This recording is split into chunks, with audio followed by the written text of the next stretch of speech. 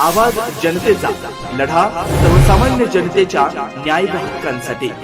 अहिल्यानगर जिल्ह्यातील राहुरी आणि राहाता तालुक्याच्या सीमेवरील धानोरे आणि हनुमंत गावच्या मध्यवर्ती प्रवरा नदीपात्रात मोठ्या प्रमाणावर अवैध वाळू तस्करी सुरू असल्याचा गंभीर आरोप स्थानिक नागरिकांनी केलेला आहे। या प्रकारामुळे परिसरात तीव्र संतापाचं वातावरण निर्माण झालंय। स्थानिकांच्या माहितीनुसार यांत्रिक साधनांच्या सहाय्याने रात्रीच्या सुमारास मोठ्या प्रमाणावर वाळू उपसा केला जात असून राहुरी तालुक्यातील धानोरे आणि राहाता तालुक्यातील हनुमंत या नदीकाठच्या गावांमधून अवैध वाळूची वाहतूक सर्रासपणे सुरू आहे। याशिवाय सोनगाव, सातरळ, धानोरे, कोल्हार खुर्द, रामपूर आणि करंजगाव या परिसरातूनही वाळू उपसा होत असल्याचं नागरिकांनी निदर्शनास आणून दिलंय। विशेष म्हणजे या प्रकरणी महसूल आणि पोलीस प्रशासनाकडे वारंवार तक्रारी करूनही कोणतीही ठोस कारवाई होत नसल्याचा आरोप गावकऱ्यांनी केलाय।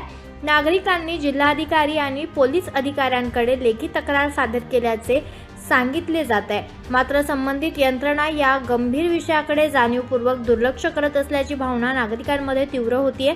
दरम्यान या वाळू तस्करी मागे राजकीय वरदहस्त असल्याची चर्चा परिसरात रंगत असून त्यामुळेच कारवाईला विलंब होत असल्याचा संशय व्यक्त केला जात आहे। या अवैध उत्खननामुळे पर्यावरणीय समतोल बिघडण्याची भीती व्यक्त होत असून नदीपात्राचे मोठे नुकसान होत आहे। त्यामुळे वाळू तस्करी तत्काळ थांबवून संबंधितांवर कठोर कारवाई करावी अशी ठाम मागणी आता नागरिकांकडून केली जाते। एक घाट बांधलेला आहे, त्या 300 ते 350 वर्षापूर्वीची वास्तू ही आम्हाला आमच्या गावाला लाभलेली आहे।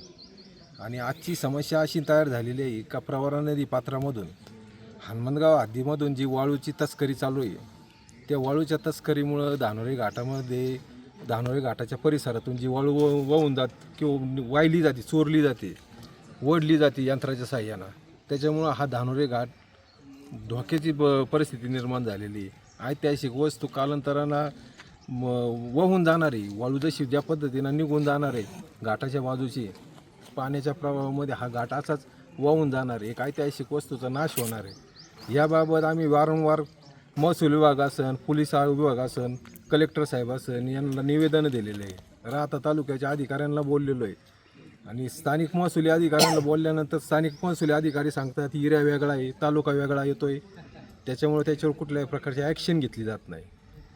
तर आमची तुमच्या माध्यमातून विनंती प्रशासनाला किंवा सरकारला विनंती का ही वाळू तस्करी या ठिकाणाहून बंद व्हावी आणि एक ऐतिहासिक वस्तू आहे, ही परत उभी न राहणारी वस्तू आहे, या वस्तूचे संरक्षण करावा। या संरक्षणासाठी आम्हाला महसूल विभागाने असन, पोलीस विभागाने असन मदत करावी, एवढीच आपल्या माध्यमातून विनंती करतो। तुम्ही जे ग्रामस्थ आहे, ग्रामस्थ एकत्र येऊन या वाळू तस्करांना तुम्ही बऱ्याचदा आम्ही यांना अडवण्याचा प्रयत्न केलेला आहे, पण अधिकाऱ्यां याच्या वेगळं काही करू शकत नाही। आम्ही जास्तीत जास्त अधिकाऱ्यांना तक्रार करू शकतो। अधिकाऱ्यांना 1000 वेळा तक्रारी केलेल्या आहे, तक्रारीचं कुठल्याही प्रकारचं कलेक्टर ऑफिसला बसून आम्ही व्हिडिओ शूटिंग दाखवलेली, कुठल्याही प्रकारचा निर्णय घेतलेला नाही आजपर्यंत झालेला नाही या गोष्टीबाबत। 1000 वेळा आम्ही यांना तक्रारी केल्या, तहसीलदारांना केल्या, तलाट्यांना केल्या। स्थानिक तलाठी इथं एक 50 फुटाच्या अंतरावर ऑफिस आहे, तलाठी ऑफिस। तलाठी म्हणतो माझा एरिया येत नाही, मी ॲक्शन घेऊ शकत नाही, तालुका बदला वेगळा आहे। इथली वाळू तस्कर तुम्हाला काही दमबाजी वगैरे नाही, तालुका बदलून येतोय ना, त्याच्यामुळे त्यांचा काही कुठल्याही प्रकारचा संबंध येत नाही। तरी तुमच्या माध्यमातून विनंती करतोय प्रशासनाला का ही वाळू तस्करी थांबवावी आणि आमच्या घाटाचं संरक्षण व्हावा, याकरता आम्हाला न्याय मिळावा, एवढी तुमच्या माध्यमातून आम्ही विनंती करतो।